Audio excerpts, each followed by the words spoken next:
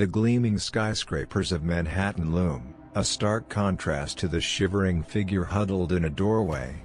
A single, worn photograph peeks from his tattered bag, a younger, smiling man in uniform. This is Sergeant Michael Davis, a veteran, now homeless. A sleek, black limousine pulls up, its tinted windows hiding the driver's face.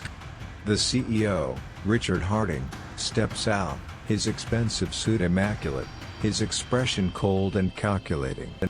Richard approaches Michael, a cruel smirk playing on his lips. He throws a crumpled $20 bill at Michael's feet.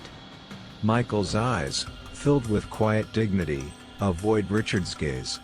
Richard laughs, a harsh, grating sound that echoes in the empty street. He films Michael on his phone, capturing the veteran's silent humiliation.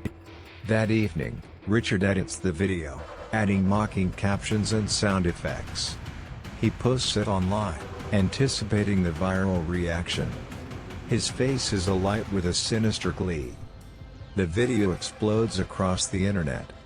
Hundreds of thousands watch, many commenting with hateful remarks and cruel jokes. Michael's face, etched with pain, is displayed on countless screens.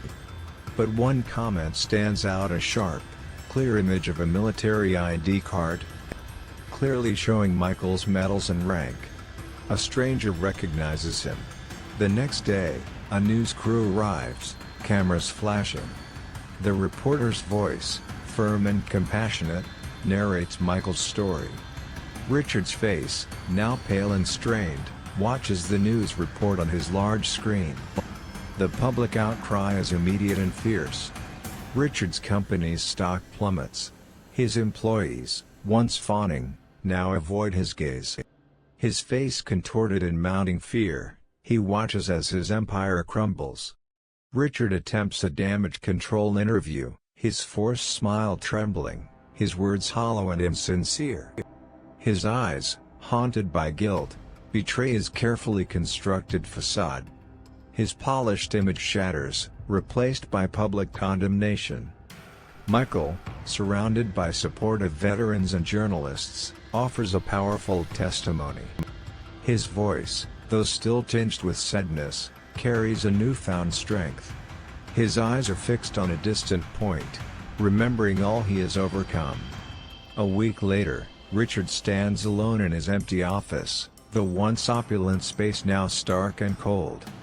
The light glints off his single, framed photograph on his desk. It's a picture of him, as a young boy, proudly posing next to a kind, smiling veteran. The courtroom is packed. Richard, his head bowed, listens to the judge's ruling. He is sentenced to community service and a substantial fine, donated to veterans' charities. Regret twists his face into a mask of despair. Months pass. Richard, his clothes now simple and worn, works tirelessly at a homeless shelter.